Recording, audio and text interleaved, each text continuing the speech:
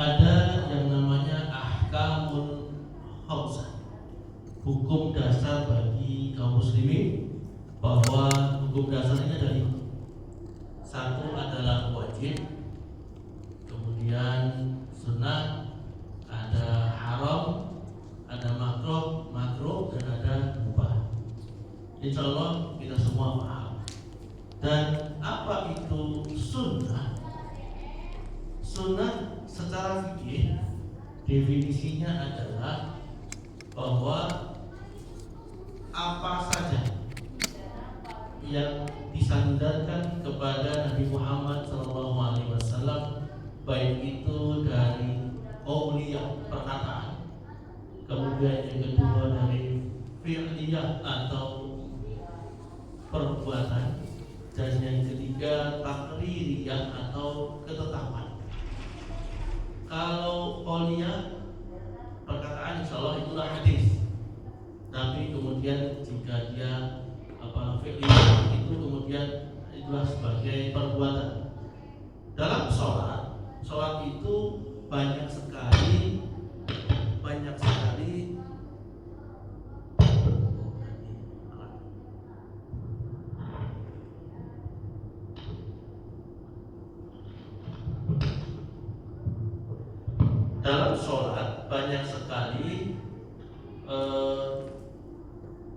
sunnah yang itu amali. Rasul tidak mengajarkan hakada, walaupun ada tapi sedikit. Tapi yang banyak adalah Rasulullah itu berbuat sesuatu dan para sahabat itu melihat, dan akhirnya kemudian mencontoh apa yang Rasul itu berbuat, baik itu bacaan maupun amalan dalam hal sholat. Nah, maka dari itu, maka kita harus paham bahwa selama itu adalah ada dalilnya, maka itu diperbolehkan. Contoh misalnya, kalau takdir bagaimana? Ketetapan. Sebuah contoh ketetapan Rasulullah ketika sebuah peristiwa yang sangat terkenal, yaitu Rasul itu memerintahkan sahabat untuk ke Bani Quraidah. Quraidah itu sebuah perkampungan milik orang-orang Yahudi yang kemudian dia berkhianat. Kemudian Rasul memerintahkan kepada sahabat untuk mendatangi mereka, dan kemudian memerangi mereka.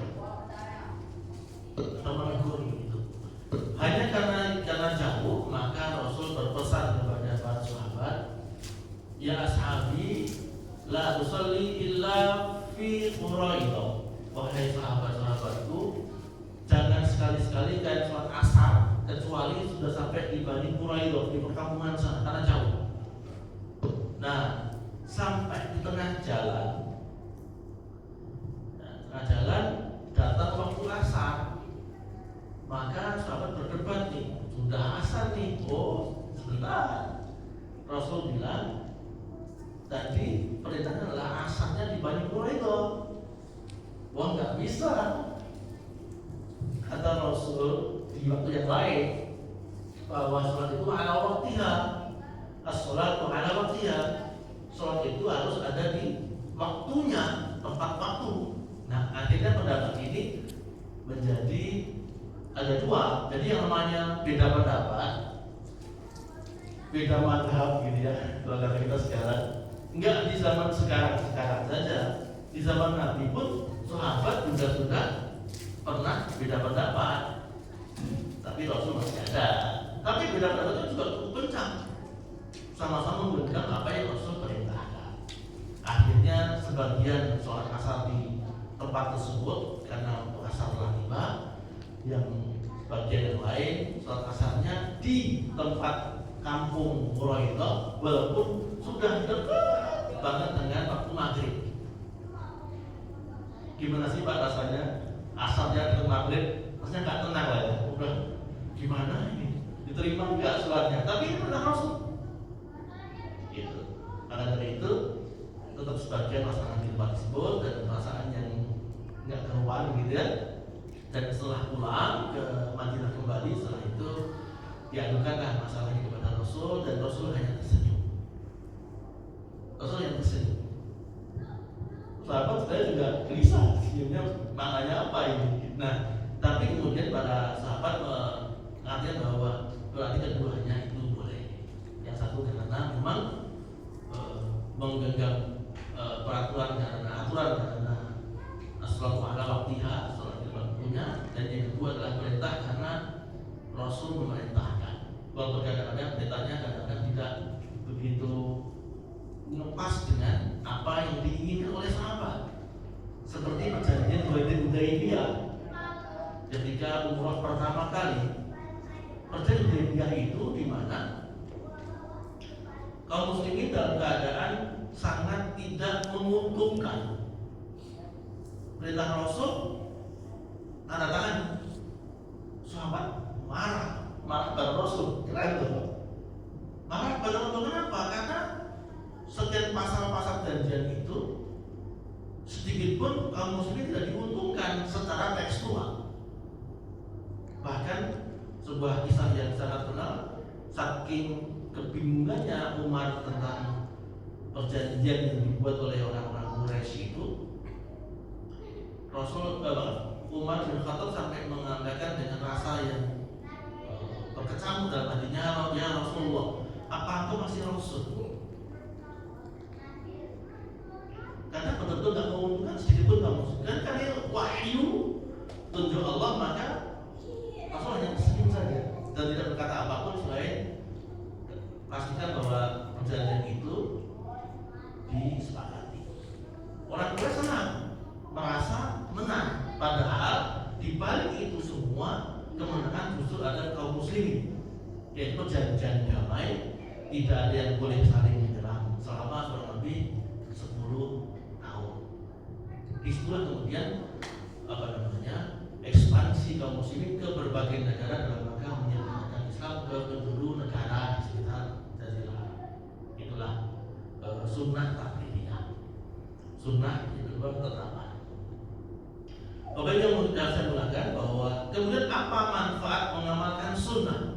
Sunnah aja.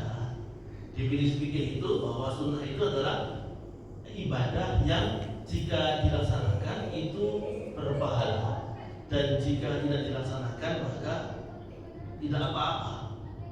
Itu secara fikih. Tapi kemudian jika sunnah itu diartikan definisi secara bahasa, tidak demikian. Bahwa sunnah secara fikih tadi sudah seperti itu. Secara bahasa adalah bahwa segala hal yang dilakukan dengan Rasulullah itulah sunnah, sebagai bukti kecintaan kita kepada junjungan kita. Tanda cintanya ada pada bagaimana kita mengamalkan sunnah apa yang Rasul perintahkan dan lakukan. Terus apa manfaatnya mengamalkan sunnah? Yang pertama adalah memperdalam hubungan hamba dengan Allah. Mengapa dengan Allah? Karena memang Rasul itu berbuat tidak dengan hawa nafsunya, semua atas bimbingan. Maka setiap Nabi dan Rasul itu memiliki sifat maksum. Maksum itu bukan tak pernah bersalah, hanya Nabi dan Rasul itu dijaga oleh Allah dari segala kesalahan. Rasul pernah salah? Kapan Rasul salah? Ketika membuat ketetapan di surah At-Tahrim ayat pertama, Allah abadikan itu. Nah, ketika itu kisahnya adalah bahwa Rasul itu karena merasa nggak enak sama istri-istrinya, disambung sama salah satu orang istri, Hafsah. Kemudian ada yang mengatakan dari Maria Al-Qibtiyah gitu ya. Kemudian istri-istri yang lain kemudian bersekongkol, minum madu. Kemudian yuk sepakatan bahwa ya Rasulullah mulutmu kok bau. Minum madu kemudian kok jadi bau gitu kan, gak nyambung ya. Tapi kata istri-istri Nabi bersepakat untuk mengatakan itu, sehingga Rasul iya ya gitu. Tapi nggak pede dengan. Jadi kalau hikmahnya adalah bahwa kebohongan yang ditata rapi dan masif itu seolah-olah jadi benar. Nabi terpengaruh. Maka kemudian Nabi mengatakan bahwa ya udah kalau itu memang aku salah dan aku mengharamkan madu. Rasul berkata demikian, benar Allah langsung turunkan surat At-Tahrim ayat pertama, lima tuharrimu ma ahallallahu lak. Mengapa ya Nabi, ya Rasulullah, engkau mengharamkan apa yang telah aku halalkan? Madu kan halal, tapi Rasul mengharamkan karena nggak enak sama istri-istri beliau. Itu kan sebuah kesalahan, tapi kemudian langsung dirahmat oleh Allah. Belum sampai nyebar kepada yang lain. Kemudian kesalahan itu langsung dinasah atau dihapuskan, sehingga belum sampai tersebar sudah dibetulkan oleh Allah. Kemudian yang kedua adalah bahwa ibadah sunnah itu untuk menyempurnakan ibadah-ibadah yang wajib secara umum. Dan yang ketiga adalah ingin mendapatkan pahala dan ridhonya Allah. Yang keempat adalah bagaimana kita dengan sunnah itu mencapai derajat yang lebih tinggi daripada kita mengamalkan ibadah yang sunnah. Dan yang terakhir adalah bahwa sunnah itu secara umum adalah membantu menjelaskan apa yang tidak dijelaskan dalam Al-Quran. Contoh, dalam Al-Quran tidak ada penjelasan bagaimana berapa jumlah rakaat, tapi kemudian dalam sunnah dijelaskan bahwa sholat selepas peristiwa Isra dan Mi'raj, maka kemudian muncullah hadis tentang maghrib 3 rakaat, isya 4. Walaupun saya mengutip sebuah kajian tentang sholat bahwa sebelum Isra dan Mi'raj semua sholat itu adalah 2 rakaat, masna. Dan sholat qiyamul lail itu menjadi wajib. Setelah Mi'raj, Rasul berperintah demikian seperti yang kita sehari waktu dalam sehari, bahwa isya itu tetap 3, subuh 2, zuhur, asar dan isya adalah 4 rakaat. Tata cara berikutnya adalah mengapa asar dan zuhur itu sirriyah atau dibaca lirik, itu pun juga panduan dari malaikat Jibril.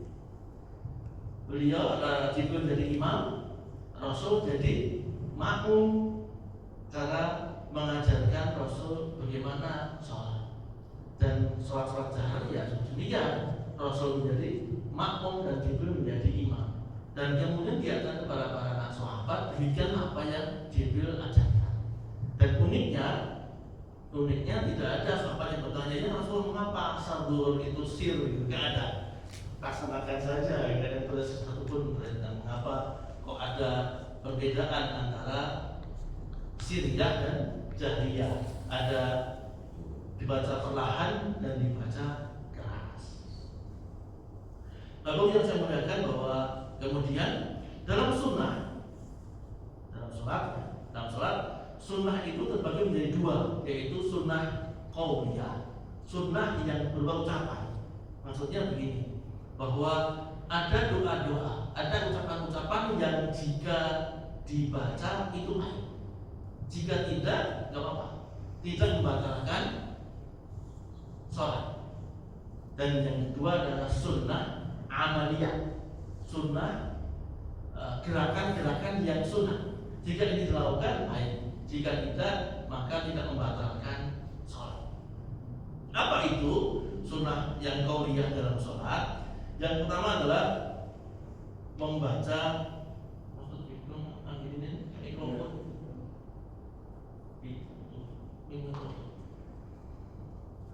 yang pertama membaca doa iftitah atau istiftah. Ada Bapak Ibu membaca kabirau atau Allahumma fa'id baina. Keduanya boleh.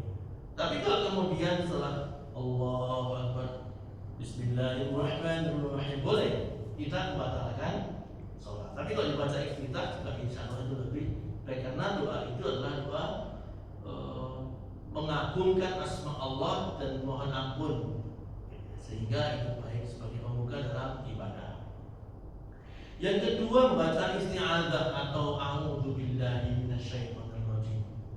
Jadi setelah doa iftitah, Allahu akbar kabira walhamdulillahi katsiran, seterusnya a'udzubillahi minasyaitonir rajim. Jadi jangan dibaca a'udzubillahi, karena nanti malah maknanya ribet nanti. Apa pula ayat ini kan juga ada. Baca pelan. Bismillahirrahmanirrahim. Yang ketiga adalah membaca amin. Boleh Bapak Ibu sekalian bahwa makmum tidak membaca amin itu boleh. Makmum gitu ya, tidak apa-apa. Tapi juga kalau membaca amin memang itulah yang dilakukan oleh para sahabat. Tapi kalau makmumnya sepakat kalau usah baca amin, apa-apa, tidak menjadikan sholat itu jamaah itu batal semuanya. Tapi nggak ada juga ya. Sepakat makmum yang baca amin nggak ada juga ya, pasti otomatis amin. Itulah keagungan dari surah Al-Fatihah, bahwa dengan membaca amin itu membuat hati orang-orang muslim itu bergetar. Masa ada suatu hal yang besar sekali dalam bacaan itu, kalau hanya amin aja. Yang keempat adalah membaca surat setelah Al-Fatihah di ayat pertama dan kedua. Jadi kalau misalnya ya, seandainya imam lupa setelah Al-Dodin amin langsung rukuk, itu tidak membatalkan sholat.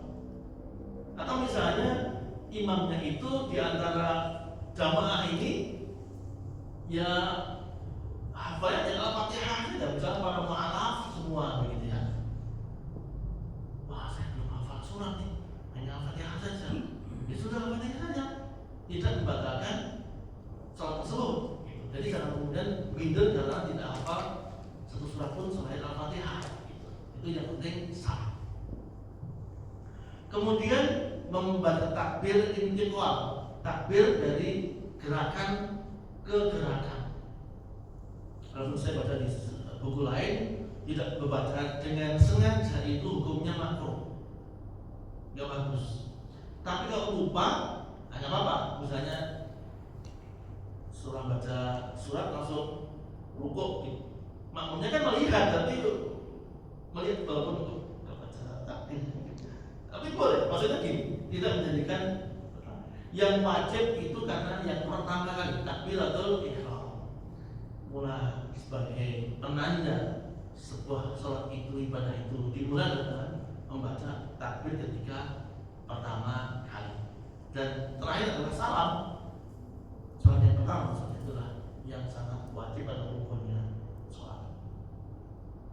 Yang keenam adalah membaca zikir atau doa di waktu rukuk ataupun sujud. Jadi ketika rukuk dan sujud tidak membaca apapun pun itu juga boleh, tidak menjadi pembatal dari sholat. Entah karena banyak pikiran, tekanan dari atasan, sotokan dari bawahan, hanya astagfirullahaladzim aja begitu. Maka ya akhirnya hanya takbir saja begitu ya, dan itu tidak membatalkan sholat. Bagi yang belum pernah tertekan ya nggak bisa bayangkan ya. Tapi kalau sudah banyak tekanan itu mesti bisa hanya ya Allah saja sekali. Karena memang hanya bisa dirasakan oleh orang-orang yang menjalaninya. Kemudian tidak dia membaca, tapi kemudian ini membaca atas semi' atau sami'allahu liman hamidah, yaitu membaca sami'allahu. Inilah sunnahnya dalam setiap sholat. Yang kedua adalah membaca doa dalam tasyahud, yaitu yang membaca Allahumma na'udzubika min adzabi jahannam wa min adzabil qabri wa min fitnatil mahya wal mamat wa min syarril masiihid dajjal. Itu doa yang disunnahkan oleh Rasulullah SAW. Kemudian yang terakhir adalah sunnah, yaitu salam yang kedua. Jadi yang pertama adalah rukun, Assalamualaikum warahmatullahi wabarakatuh. Nah, yang kedua ini boleh salam, boleh juga tidak, karena sudah sunnah. Yang pembatal sholat adalah salam yang pertama. Nah, kemudian Bapak Ibu sekalian, sebelum masuk ke sunnah amaliyah, maka jika ada yang ingin bertanya, dipersilakan.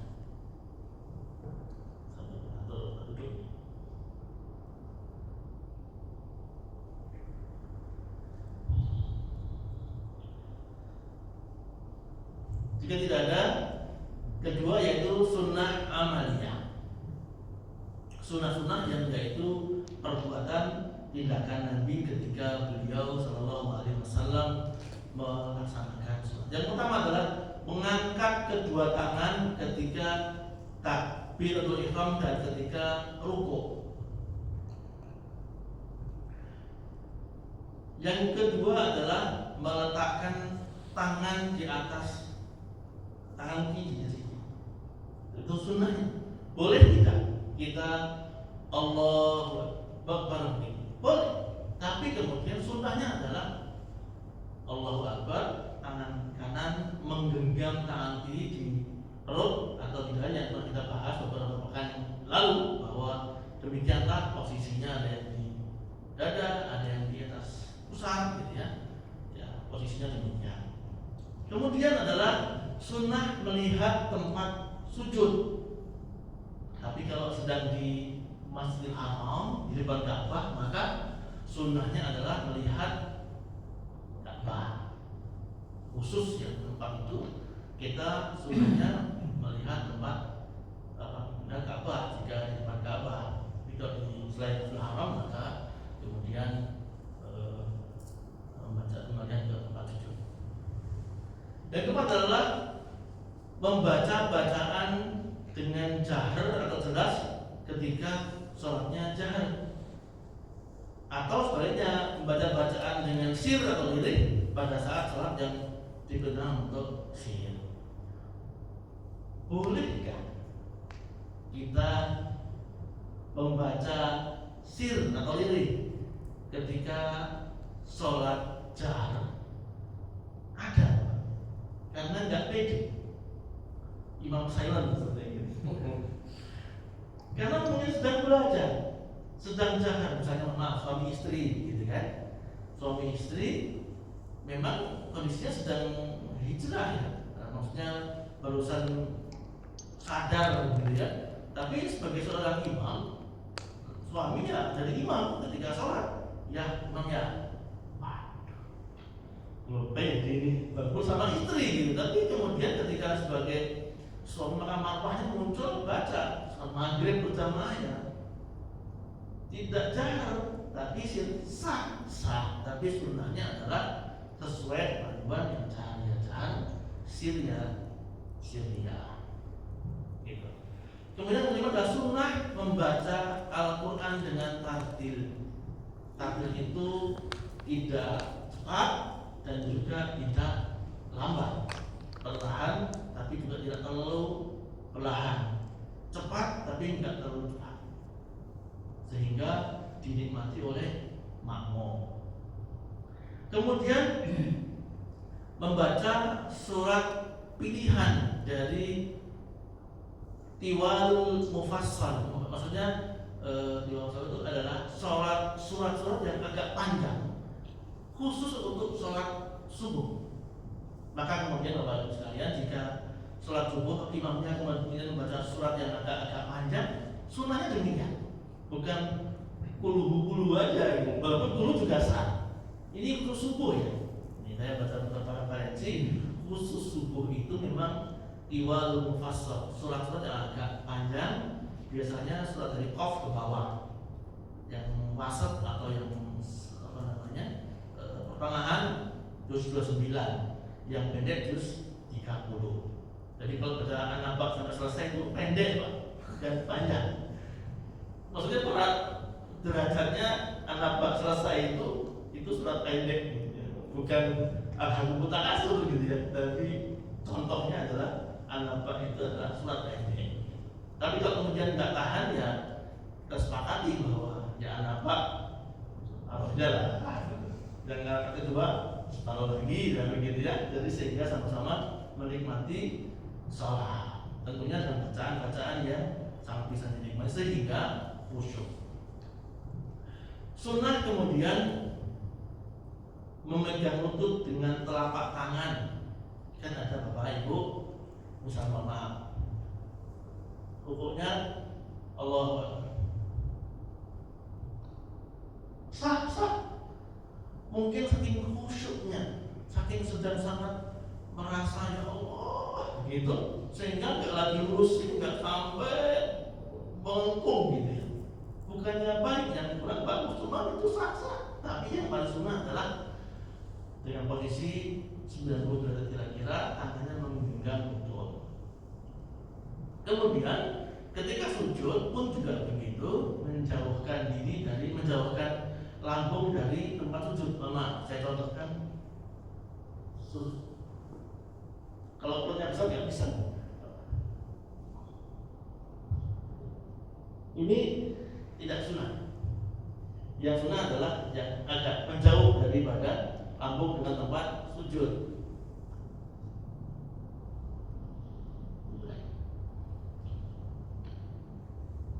Kemudian berikutnya adalah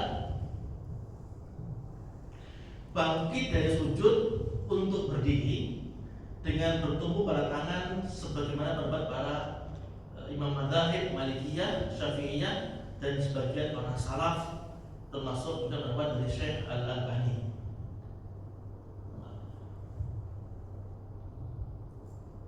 Allahu Akbar. Begini atau menggenggam. Menggenggam ini namanya ajn.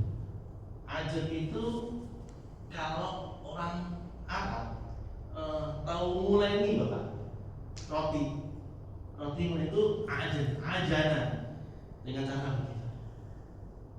Maka dengan begini ajn namanya. Atau tangannya dalam itu juga sunnah, sama-sama sunnah.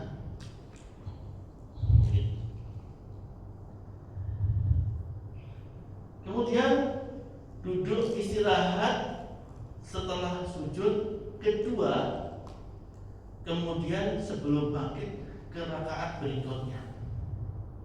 3, 4 ini 1, kedua. Duduk sebentar, setelah itu berdiri. Kemudian meletakkan kedua tangan pada paha pada saat duduk dan saat tasyahud. Posisinya di atas paha. Kemudian duduk iftirosh pada semua duduk dalam sholat. Iftirosh, Pak.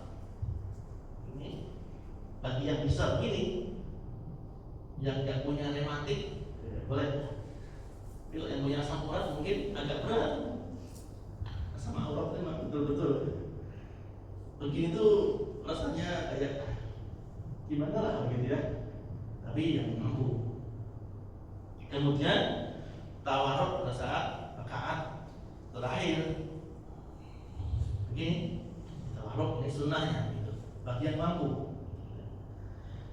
Kemudian melihat dan telunjuk dan berisyarat dengan ketika tasyahud. Jadi dan tasyahud begitu pandangannya ada pada telunjuk yang sedang ditunjukkan.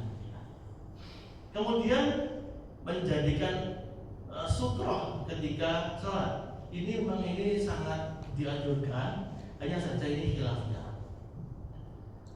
Jadi di masjid-masjid itu ada semacam kayak papan, Bapak. Ya, itu sutroh namanya panas. Kalau di zaman Nabi ketika sholat Idul Adha itu di lapangan, maka sutrohnya ada hanya pada imam saja, yaitu tombak. Kan ada tombak ya, ngeri juga tombak itu. Tapi kemudian di zaman kekinian, ketika sholat sunnah idealnya memang ada sutroh. Sutroh itu kira-kira tingginya jengkal, kira-kira untuk sebagai pembatas bahwa setelah itu boleh dilewati. Walaupun Sutroh itu bisa juga sebagai nama karpet, ini bisa juga sebagai sutroh. Di situ tempat untuk berdiri, disinilah sutroh. Karena jelas sekali pembatasannya. Gak mungkin juga kita sujudnya melewati ini. Ya bisa jadi sih kalau orangnya tinggi gitu. Tapi batas karpet ambal secara mafhum atau kesepakatan bersama bahwa sangat terlarang jika orang itu melewati di depan orang sholat ketika dalam ambal ini. Terlihat sangat jelas bahwa kecuali jika ambalnya tidak ada batas, maka menjadi wajib menggunakan sutroh. Kemudian setelah itu menoleh ke kiri saat salam itu sunnah. Ya, jadi yang kanan adalah wajib, kemudian yang kiri adalah sunnah. Nah, pertanyaannya adalah ketika sudah salam ke kanan, Pak, kemudian tentu apa nggak sholatnya?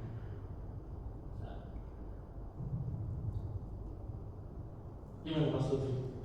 Sah. Kayak orang nikah, sah gitu. Karena yang wajib ada pada perolehan ke kanan, yang kiri sudah berarti memang ketika terjadi seperti itu maka sholatnya tetap sah, karena yang ini adalah perolehan sebagai amalan sunnah. Demikian kira-kira Bapak Ibu sekalian sunnah-sunnah dalam sholat yang saya akan sampaikan, dan insya Allah pekan depan kita akan bahas hal-hal yang mubah, hal-hal yang diperbolehkan dalam sholat. Jika ada pertanyaan nanti kita diskusikan. Silakan. Ini dalam sunnah perbuatan tadi maupun yang ucapan, letak tumakninah itu di mana? Itu yang perlu kita. Ya. Apa itu tumakninah? Tumakninah adalah ketenangan, dari kata sakinah. Sakinah adalah rahmah, ya. Nah, ini sakinah sendiri adalah sebuah rasa nyaman, tenang gitu.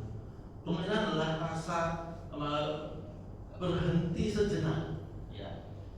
Kalau kemudian didefinisikan kembali seberapa lama tumakninah itu, kira-kira gitu. Saya membaca beberapa referensi bahwa kira-kira sebatas bacaan subhanallah, kira-kira seperti ketika para di qiraat Quran, bagaimana tartil dan hadir. Jadi taraf cepat, tengah dan lambat itu seperti apa? Mereka kemudian tidak ada aturan waktu, tapi perasaan. Yang ini sekiranya demikian. Pun juga ada tumakninah. Kemudian ulama mengatakan bahwa sekitar bacaan subhanallah itulah tumakninah. Dan di semua gerakan sholat adalah harus ada tumakninahnya. Demikian sepanjang bacaan subhanallah. Demikian. Yang unik adalah ketika begini, tapi saya debat ya. Sholat tarawih 20 rakaat yang 7 menit itu loh. Tapi menurut saya kan juga pernah kita bahas begitu ya Bapak ya, tentang terus bacaannya apa ini gitu ya. Yang wajib adalah Al-Fatihah. Selain itu hanya subhanallah saja.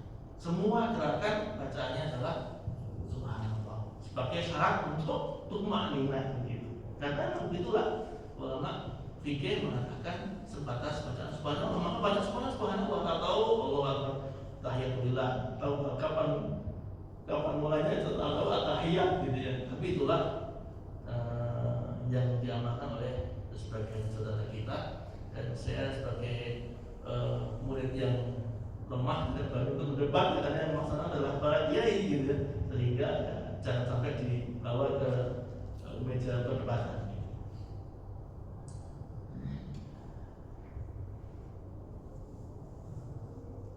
Ada lagi Bapak sekalian? Satu. Silakan. Satu saja agak ini saya. Tapi ini sholat awabin itu Ustaz? Ya. Satu sholat awabin, yang kedua sholat taubah, yang ketiga sholat tasbih. Ini menjadi perbedaan khilafiyah para ulama ahli fikih bahwa ketiga hal itu tidak pernah Rasul perintahkan. Jadi makanya kemudian, tapi para ulama, para ahli ibadah sebagian melaksanakannya. Beda dengan sholat sunnah tahiyatul masjid, Rasul tidak memerintahkan, tapi beliau memerintahkan. Rasul tidak melakukannya, tapi Rasul memerintahkan. Tapi kalau tiga yang tadi itu memang Rasul tidak juga memerintahkan, berarti beliau tidak juga mengamalkan. Sehingga bagi yang mengamalkannya tentu punya dasar. Baik itu dasar bahwa perintah sahabat melaksanakannya, mungkin ulama melaksanakannya, Allah bagi saya tidak tahu. Tapi kemudian sebagai penanda misalnya bahwa kecintaan kita menambah ibadah sunnah kita Allah alam, maka sebagian melaksanakannya. Kami sendiri saya juga belum pernah melaksanakannya seperti wafi yang saya pernah membaca di sebuah referensi itu dilaksanakan setelah sholat maghrib. Ya, karena saya tidak tahu maka saya tidak bagi menjawab. Nanti mungkin mereka kita bisa tambah bahasanya karena cari dulu referensinya. Demikian bahasanya. Kiranya demikian sudah kita waktu Isya.